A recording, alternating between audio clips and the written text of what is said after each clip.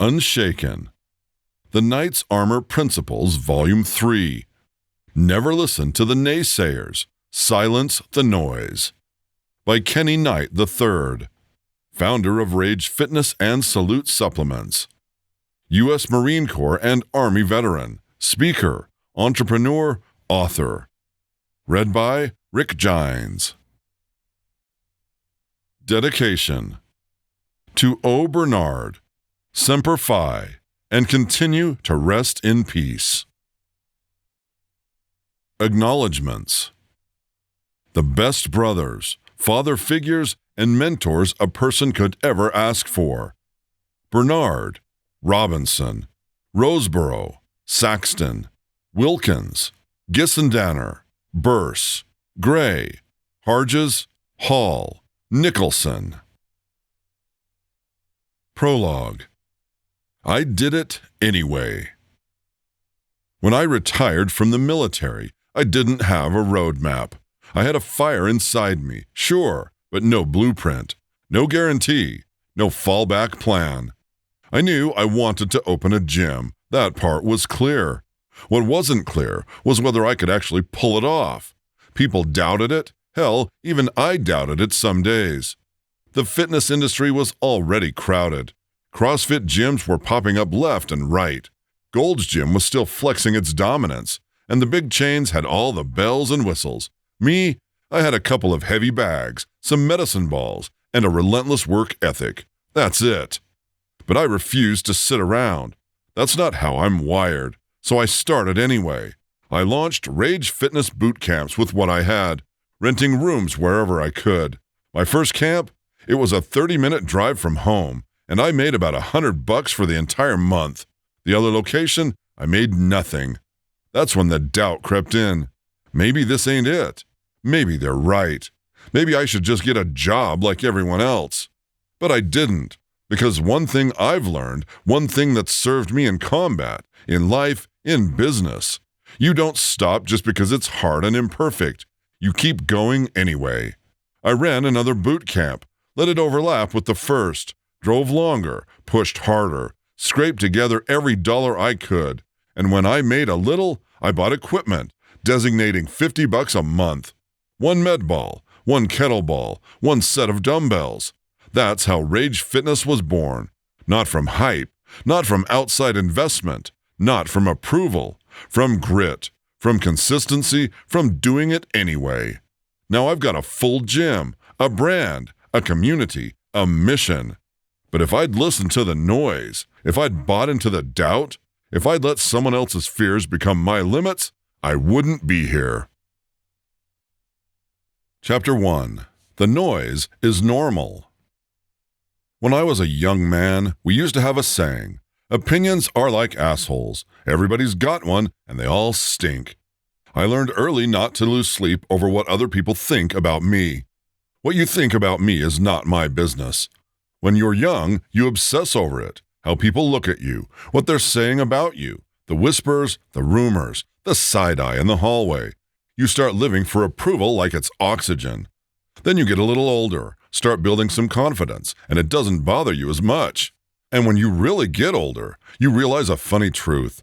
Most people aren't thinking about you at all. They're too busy worrying about what you think of them. Here's the deal. Whether you're quiet or loud, grinding or sitting still, people will talk. If you're moving, they'll have something to say. If you're standing still, they'll have something to say. That's just the way it is. So if they're going to talk either way, why not give them something worth talking about? I remember right before I headed into the Marine Corps, a lady named Miss Irene told me I wouldn't make it. She and her brother Larry had joined, and he came home crying. Her exact words, I doubt you'll make it either. That was it. That was all I needed. That doubt, that was fuel. It lit a fire that burned through every push-up, every mile run, every ounce of exhaustion in boot camp. Here's the thing about naysayers. They're just unpaid motivational speakers with bad delivery. Every time someone says you can't, what they're really doing is handing you the ammo to prove them wrong. The noise is always going to be there. The question is, are you going to let it distract you, or are you going to let it sharpen you? I learned something else about doubt. It doesn't go away just because you've proven yourself once. You can have a chest full of medals and people will still find a reason to question you. I was 23 years old when I became a Marine Corps drill instructor. 23! At that time, the average age for a DI was around 30. It was considered an older man's job, a role for someone who had put in more years, more time, more salt and pepper in the hair. But I had already been to combat several times. I had rank, I had awards, I had the record. What I didn't have, according to some people, was the age. The doubter showed up again. He's too young. He hasn't lived enough to train recruits. That's not going to work. What they didn't know is I've been told you can't my entire life, and I've learned to translate it. When someone says you can't, what I hear is watch me. I didn't just make it as a drill instructor, I thrived. I became one of the most successful Marines in that role. Not because I was trying to prove everyone wrong, but because I refused to let their doubt dictate my outcome. Here's the reality. Doubters will always exist. They existed when I had nothing. They existed when I had medals. They existed when I had a gym. They'll exist tomorrow. The key is realizing that doubt is background noise, and the mission is always louder. Knight's Armor Battle Card. Silence the doubt. Lesson from the field. Doubt isn't a sign you're doing something wrong. It's proof you're moving. People only shoot at targets they see as a threat. Rules of engagement. Number 1. Expect the noise. If you're doing anything worth doing, someone will question it. That's normal. Number 2. Translate you can't into watch me. Let doubt fuel your drive, not drain it. Number 3. Don't over-explain. You don't need to convince anyone. Let your results be the rebuttal. Number 4. Stay on mission. The mission must always be louder than the noise. Action step. Write down the last 3 negative things someone said about your goals. Then circle the one that pissed you off the most and use it as fuel. Every time you feel tired, frustrated, or stuck, read it and remember exactly why you're still moving. Battle cry. Whether they cheer or doubt, I move forward anyway. Chapter 2. Know your mission. There's a reason armies don't go into battle without a plan. In the Marine Corps, we learned early that if you don't know the mission, you're already dead. You can have the best gear, the fastest team, the biggest budget, but if you're just running around without a clear objective, you're wasting energy and exposing yourself to enemy fire. The same thing applies to life. The same thing applies to business. You have to know exactly what you're after before you can silence the noise. If your vision is vague, every opinion sounds like it could be right. But when your mission is locked in, other people's opinions become irrelevant background chatter. Killing the noise. When I got out of the military, I had a decision to make. I could have gone after a safe job, something predictable with a steady paycheck. That's what some people told me I should do. But in my gut, I knew I wanted to build something of my own. I wanted a gym. Not just any gym, my style, my way. I knew it was risky. I knew there were bigger gyms with better equipment, more staff, and deeper pockets. I knew some people thought I was crazy for even trying. But there's something powerful that happens when you commit so hard that turning back isn't an option. I killed the noise. I told myself I was going to make Rage Fitness work or I was going to go down swinging. I didn't keep a backup plan in my back pocket. I didn't half commit. I went all in. When you go all in, you see obstacles differently. They're not stop signs, they're puzzles. They're not proof you should quit, they're training for the next level. Clarity kills doubt. The day I decided that Rage Fitness was my mission, the noise didn't stop, but it stopped mattering. Every comment from a doubter became irrelevant. Every distraction became easier to ignore. Why? Because I knew exactly where I was going. That's the secret. Clarity is armor. If you don't know your mission, doubt will chew you up. If you do know it, doubt can't penetrate. Knight's Armor Battle Card. Lock in the mission. Lesson from the field. Uncertainty is the ally of doubt.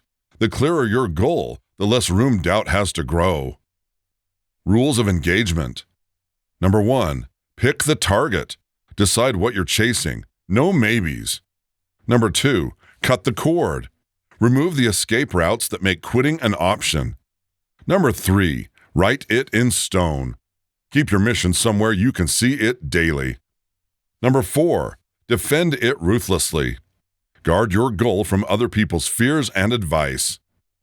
Action step. Write down your mission in one sentence, not a paragraph, not a vision board. One sentence that tells you exactly what you're here to do. Read it every morning. Battle cry. I know my mission, nothing else matters.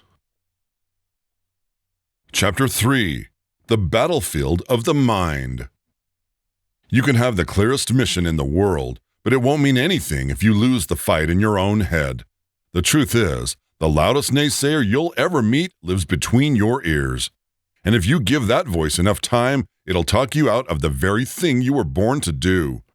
I learned a long time ago that there's a trajectory to everything, and that includes thinking. When you first start thinking about something, it's strong, positive, exciting. You see all the reasons why it can work. But keep thinking about it too long, and the curve starts to bend downward. Suddenly, you're not thinking about the reasons it can work. You're thinking about the reasons it won't. Doubt slips in, fear joins the party, and pretty soon, you've talked yourself out of it. That's why I've trained myself not to overthink. Decide, then move. Sometimes people mistake that for being careless. I call it survival. I have an idea, I make a decision, and I put it into action before doubt can sabotage it. During Operation Restore Hope in Somalia back in 1993, we were on patrol when we spotted a compound. Our mission was to confiscate weapons and ammunition, and I knew that bunker probably had what we were looking for. The fear was there. I'd be lying if I said it wasn't. But the second I saw it, I already made my decision. We were going in. We hunkered down, made a plan, called for backup, and moved. No sitting around for hours debating every possible outcome. No overanalyzing. No what-if spiral. We executed. Inside that compound, we found a cache of ammunition and weapons, exactly what we were after. I wound up receiving a Navy Achievement Medal and a letter of appreciation for that mission. But what stuck with me wasn't the medal. It was the lesson. Get out of your own way. The overthinking trap. Overthinking feels like preparation, but it's often just fear in disguise. You convince yourself you're getting ready, but really, you're just talking yourself out of the very thing you wanted to do.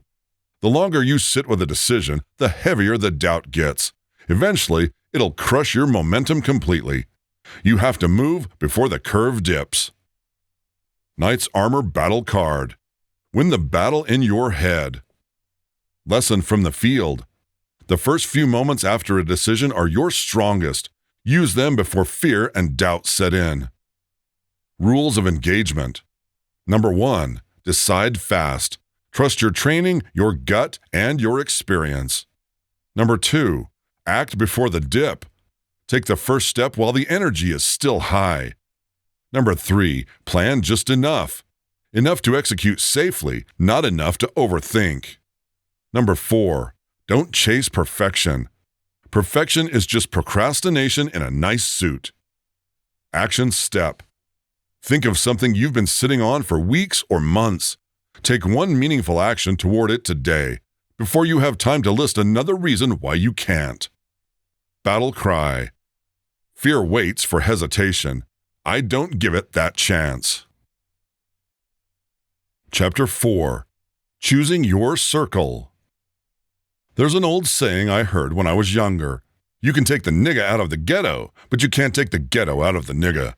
Crude as it is, for a while, I was living proof of it. When I was a young Marine, fresh out of boot camp, at the School of Infantry in North Carolina, I was still learning how to balance the Marine I was becoming with the kid I still was. I thought I had it all together, but the truth is, I had a lot of lessons coming my way. One night, me and a few of my brothers, Jackson from Florida, Rump from Georgia, and Hines from New York, went out to a club. We were young, wild, full of pride, and thought we were untouchable.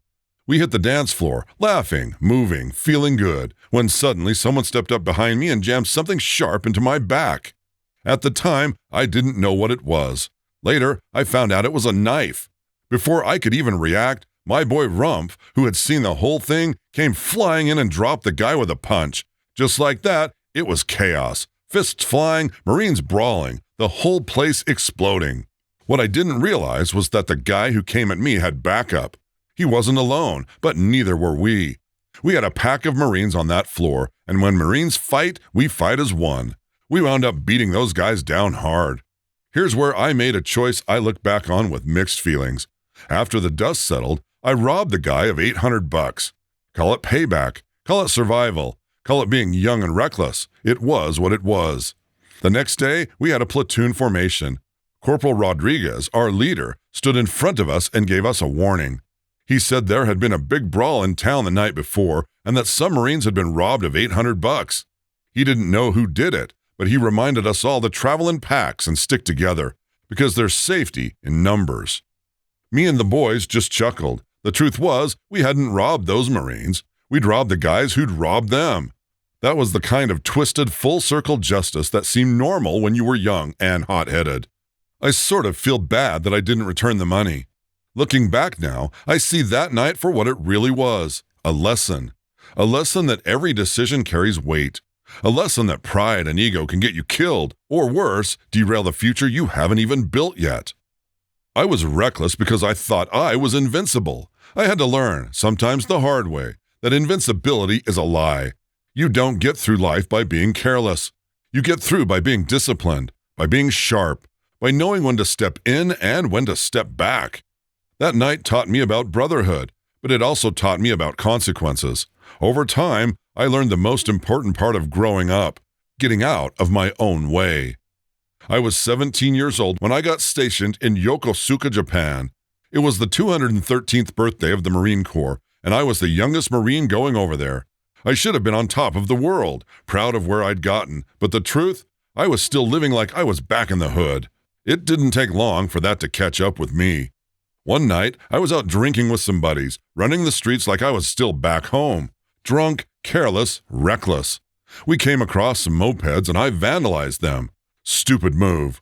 Things escalated and I ended up arrested for vandalism and assault on a military policeman. That was the moment I realized I wasn't in the ghetto anymore, but the ghetto was still in me. The man who stepped in. Here's the part that changed my life. I wasn't left alone to spiral. There were older Marines with backgrounds similar to mine, saw how young I was, saw the fire, saw the foolishness, and they stepped in. Guys like Bernard, Robinson, Roseboro, Saxton, Wilkins, Gissendanner, Burse, Gray, Hargis, Hall, and Nicholson. I could name more, a whole list of men who didn't have to, but they chose to pull me under their wing. They taught me how to carry myself like a man, how to dress like I belonged, not like I was still running the streets, how to conduct myself with respect, discipline, and purpose. And here's the part that means the most. From the time when I was 17 all the way to this very day, I still keep in touch with those men. They weren't just fellow Marines. They were father figures, brothers, and mentors. They shaped the man I became. The lesson that carried over. What I learned then carried over into my business life later. I learned to gravitate toward people headed where I wanted to go. I learned not to take advice from people who had never been where I was trying to get. That doesn't mean I cut people off. I don't believe in leaving people behind. I can talk to anyone, be friends with everyone, show respect to all. But when it comes to who I spend the most time with, when it comes to who I look up to, who I learn from, I choose carefully. I know who I seek wisdom from. I know who I let speak into my life. I know who I'll stand shoulder to shoulder with when the fight comes. That decision, choosing my circle wisely, was forged in my youth, and it's saved me, guided me, and carried me in life and in business ever since. Knight's Armor Battle Card. Guard your circle. Lesson from the field. The wrong circle will chain you to your past. The right circle will sharpen you for your future. Rules of engagement. Number 1. Respect all, follow few. Be cool with everyone, but be selective about who you let influence you. Number 2. Seek the proven. Only take advice from people who've walked the path you're on. Number 3. Learn and lead. Absorb wisdom from mentors, then pass it down to those coming behind you.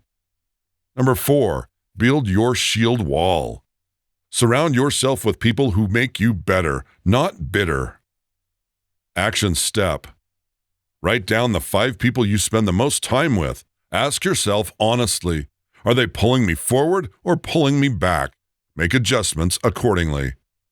Battle cry.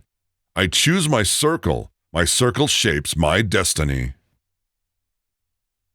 Chapter 5. Armor up. Tools to silence the doubt and the excuses. The hardest lessons I've learned in life didn't come from enemies. They came from brothers who cared enough to call me out. One of those men was Corporal Troy Harges, a man who's still my friend and mentor to this day. Back then, I was a young lance corporal who thought he had it all figured out. Truth was, I didn't. I had blind spots. One of my biggest, procrastination. I didn't even realize it until Harges handed me something that would change how I approached life. It was a button. On the button, it said, "To it." He looked me dead in the eye and said, "Knight, from now on, whenever you've got something you need to do and you start thinking, 'I'll get around to it,' stop. You already have one. You can only have one of these in your possession at a time. You can't say that anymore because I've given you a round to it. So now you just need to do it." That hit me like a freight train. Simple, no excuses. The rule was straightforward. If you said, "I'll get around to it," you were lying to yourself because you already had one. The only option was to get up and take action. That lesson stuck with me all my life. It became a weapon against procrastination, against overthinking, against letting doubt creep in. Learning to shut up and listen. But that wasn't the only lesson I needed. Back then, I thought I was sharp. I thought I was tough. I thought I had it together. But the truth was, I had a lot to learn, and most of it started with me learning to shut the F up and listen. That was humbling. Listening meant admitting I didn't know everything. It meant swallowing my pride whenever someone wiser than me pointed out where I was slipping. It meant being teachable. When I finally shut my mouth long enough to listen, I realized I had people around me dropping wisdom that could change my whole life if I was willing to apply it. Excuses are poison. They weaken you, they rob you of growth, and they give you a false sense of comfort. I made a decision early on that I didn't and don't tolerate excuses.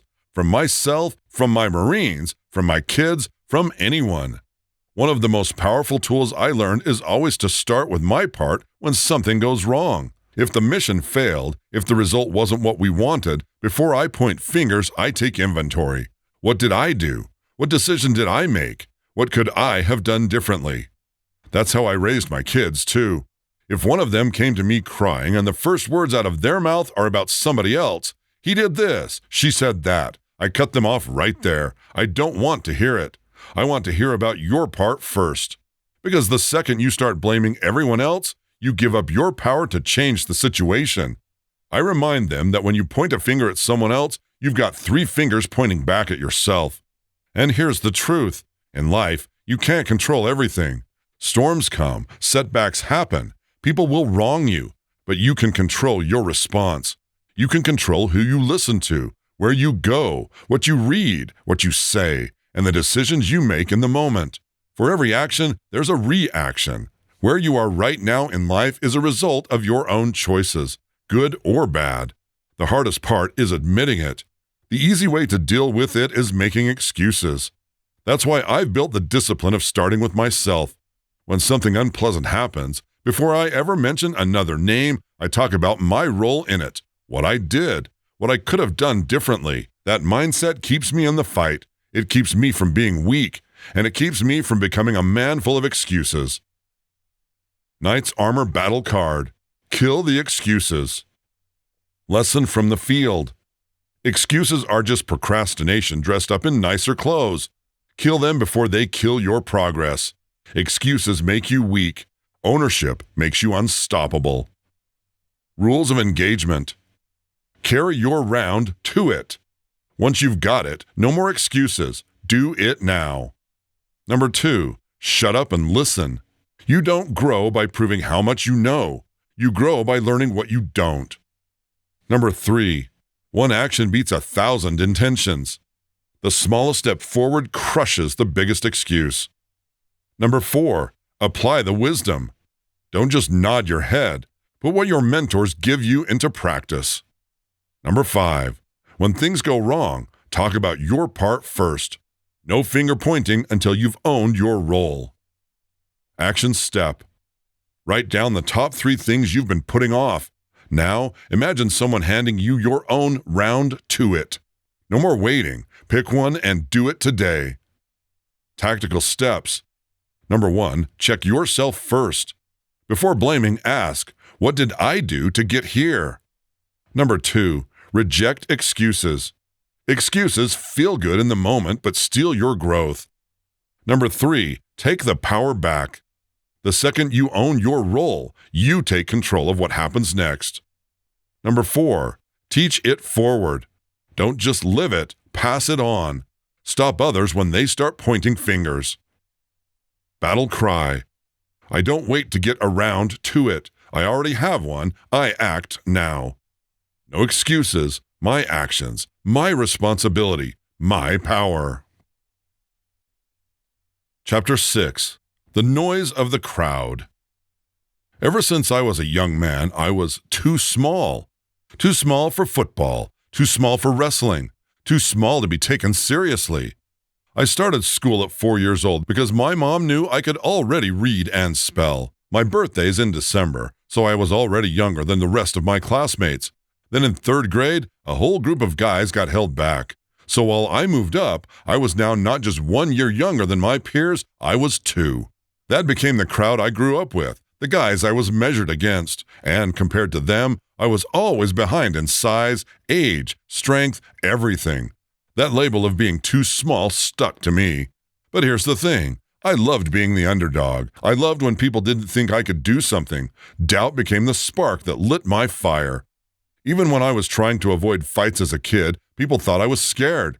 They had no idea I wasn't scared of anybody in the street. I wasn't allowed to be scared of anyone in the streets. My father was Kenny Knight. That man was the storm I didn't want to face at home. That's why I stayed out of trouble. Not because I was weak, but because I knew the price I'd pay if I crossed him. As I grew older, the voices never stopped. I'd come home on leave from the Marine Corps, and family members would say, "Man, we didn't see this happening for you. We didn't think you had it in you."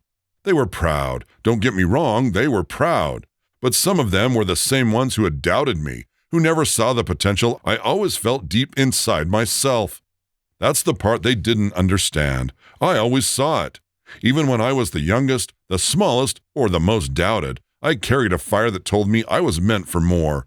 I didn't need them to see it. I already did. The outside noise never mattered as much as the belief I carried in myself. Knight's Armor Battle Card. Silence the crowd.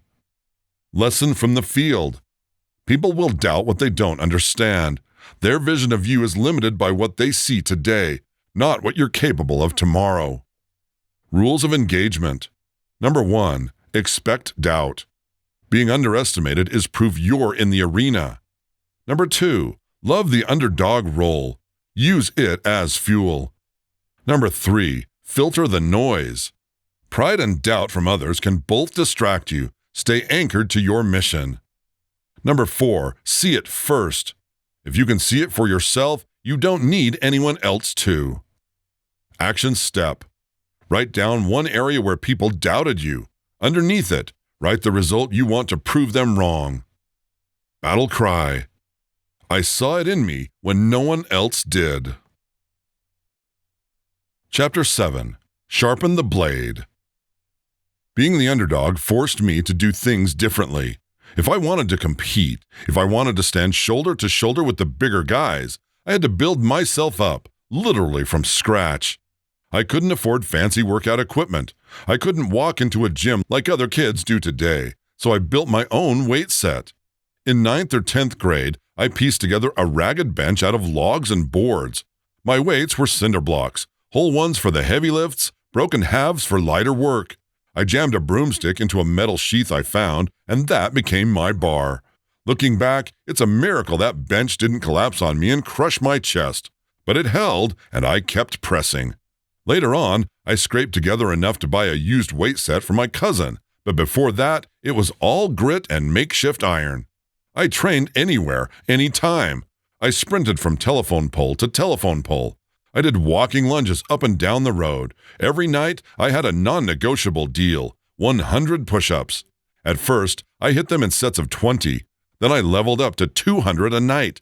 That consistency was my edge.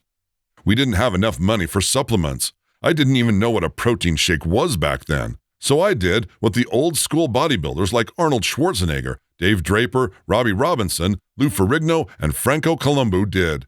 I drank raw eggs mixed with milk. That was my shake. Disgusting? Maybe, but it worked. I was athletic, no doubt. I played football, basketball, baseball, and even wrestled. But because I was always smaller than my peers, they usually outshined me. That didn't matter. I kept training, running, lifting, fighting to carve out my strength. I still remember the day my cousin had me curl weights I wasn't ready for. My arms locked up so bad I walked around like a T-Rex for 2 weeks, unable to straighten them. Or the time my older brother threw me under the bench press bar and left me pinned, struggling until he finally pulled the bar off me. I swore right then that will never happen again. From that moment, I trained with a different hunger. No excuses, no shortcuts, just raw work, sharpening myself 1 rep at a time. Because that's what it takes. The blade doesn't sharpen itself. You have to grind it, and the grind hurts, but it leaves you sharper than before. Knight's Armor Battle Card. Sharpen the blade. Lesson from the field. Strength isn't given, it's built. If you don't have the tools, build them. If you don't have the resources, get resourceful. Rules of engagement. Use what you have. No excuses. A cinder block can be a dumbbell. A push-up can be a bench press. Number 2, set daily non-negotiables. Small reps done consistently sharpen the edge over time. Number 3, turn pain into power. Soreness, failure, getting pinned under the weight. Those are lessons, not losses. Number 4, outwork the doubt. You don't beat being underestimated by talking. You beat it by training. Action step. Write down one area of your life you feel too small in. What can you build or create today to sharpen your edge in that area? Battle cry. The blade sharpens in the mind. Chapter 8. The Echo of Pain. I believe a lot of who I am today comes from my childhood and the things I went through early in life. Pain, fear, and struggle weren't strangers to me. They were constants. Most people run from those things. Me, I learned to run toward them. It might sound strange, but I thrive in the middle of the storm. Pain sharpens me. Fear fuels me. Struggle is where I feel most alive. Sometimes I even make things harder than they need to be. Not because I enjoy suffering, but because I know that's where my edge is forged. The easy road never gave me anything worth keeping. The hard road, though, that's where I built myself. I'll give you an example. If I wake up in the middle of a nightmare, most people would breathe a sigh of relief and thank God it's over. Not me. I try to fall back asleep as fast as possible so I can get back into it, finish it, face it down. Why? Because fear doesn't get to win. I do. That mindset carried into every decision I made as a man. I chose the Marine Corps because I was told it was the hardest branch of the military. I didn't want the easy path. I wanted the one that would break me down and build me stronger. Later in life, when I had the chance to franchise and take a safer business route, I chose instead to open my own gym, Rage Fitness. Why? Because it was harder, it was riskier, it demanded more, and that's where I perform best. To some, that's crazy. To me, it's clarity. Because every time I embrace pain, every time I walk straight into fear, I come out sharper, harder, and more unshaken than before. Pain echoes, but the echo isn't there to haunt you. It's there to remind you that you survived, that you fought, and that you're still standing.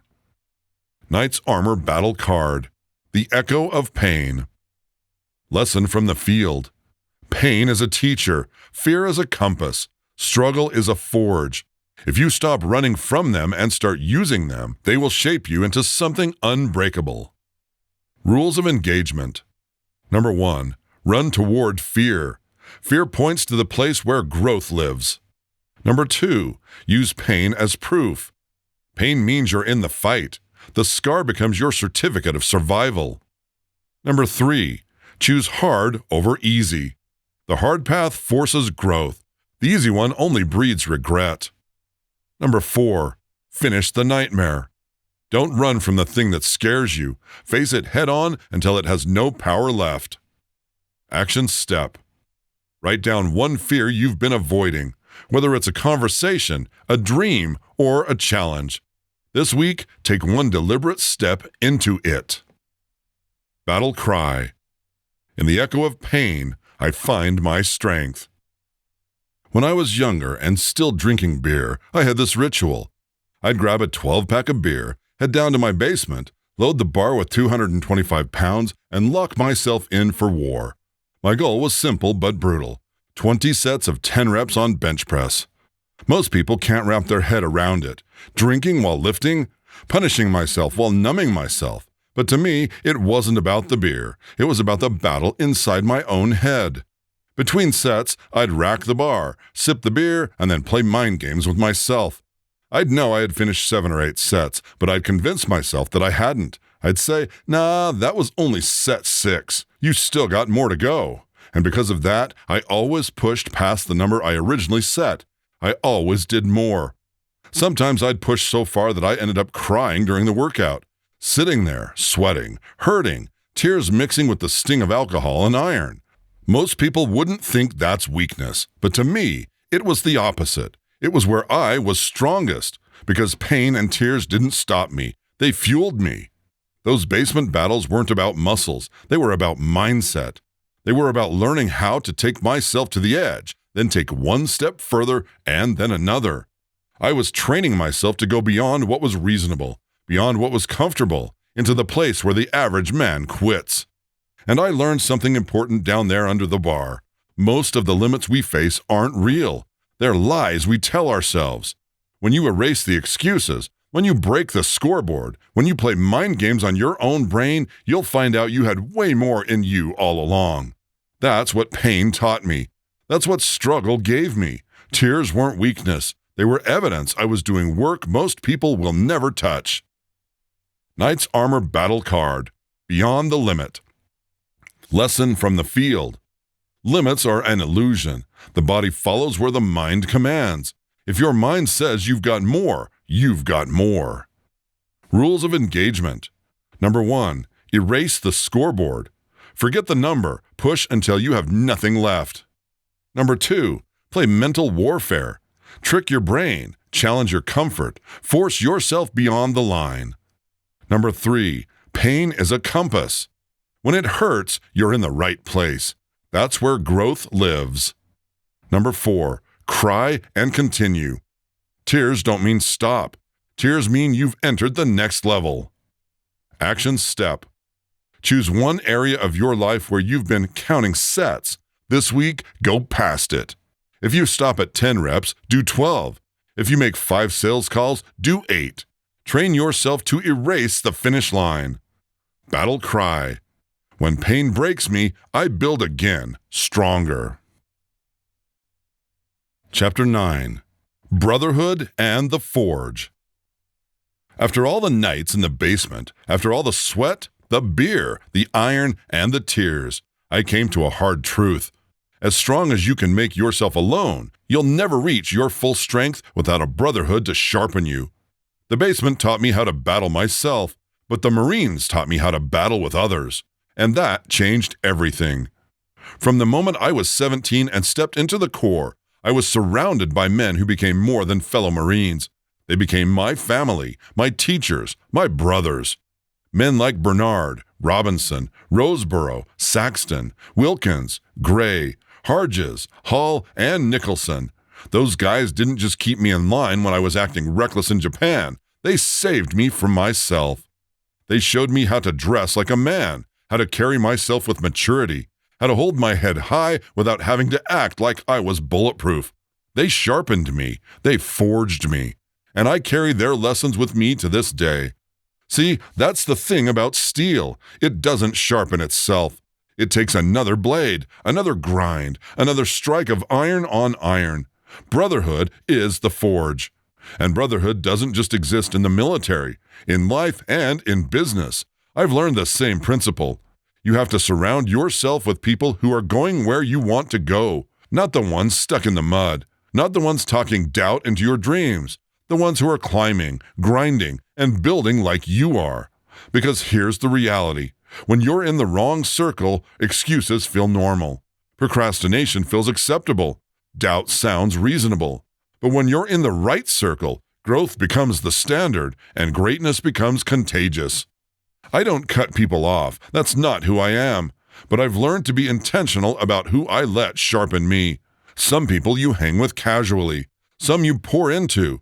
And there's a select few where you let them pour into you. That's how you keep your blade sharp without losing the edge. The truth is, I wouldn't be here without my brothers, not just from the core, but in business, in family, and in life. Alone, I was fire, but with them, I became forged steel. Knight's Armor Battle Card. Brotherhood as the forge. Lesson from the field. Steel sharpens steel. Who you surround yourself with will either dull your blade or forge it sharper. Rules of engagement. Number 1. Choose your circle wisely. Don't take advice from people who've never been where you are trying to go. Number 2. Keep the sharpeners close. Stay around people who challenge you, not the ones who coddle you. Number 3. Be a forge for others. Lift those behind you, but guard your edge. Don't let the dullness of others wear you down. Number 4. Iron over noise. Block out the naysayers. Let only those who build you have a voice in your battle. Action step. This week, search for influential people in positions that can help you get where you're trying to go. Reach out to them. Introduce yourself. Let them know what you're doing. Embrace the lessons. Battle cry. Alone I burn. Together we forge. Epilogue. Unshaken. If you've made it this far, you've walked through the fire with me. You've seen the doubt, the struggle, the pain, the failures, the voices that told me I couldn't, wouldn't, or shouldn't. And you've seen what happened when I chose not to listen. The truth is, the noise never goes away. The naysayers don't disappear. The doubt doesn't magically evaporate. Even today, after combat tours, after becoming a drill instructor, after building Rage Fitness, after starting my own supplement line, after writing books, the noise is still there. People still doubt. People still whisper. People still wait for you to fail. But here's the difference. I don't bend to it. I don't break to it. I stand unshaken. Because what I've learned is this. The strongest armor you'll ever wear is built from struggle. Every scar is steel. Every doubt you silence is another plate of armor forged onto your chest. Every excuse you refuse to make, every limit you push past, every tear you shed in private while nobody is watching, that's armor. That's the knight's armor.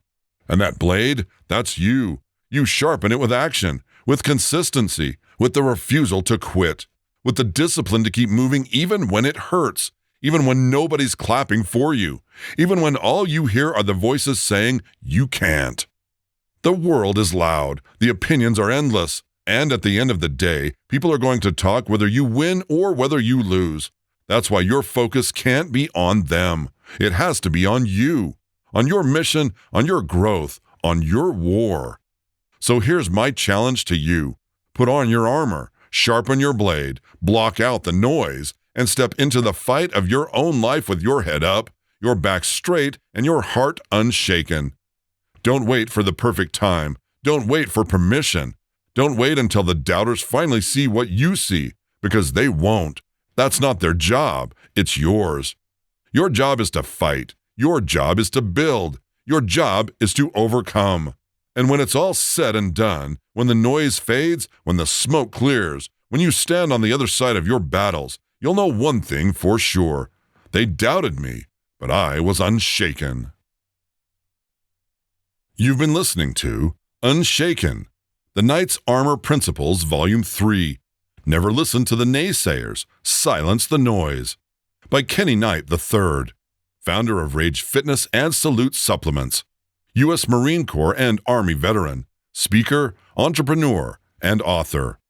Read by Rick Gines.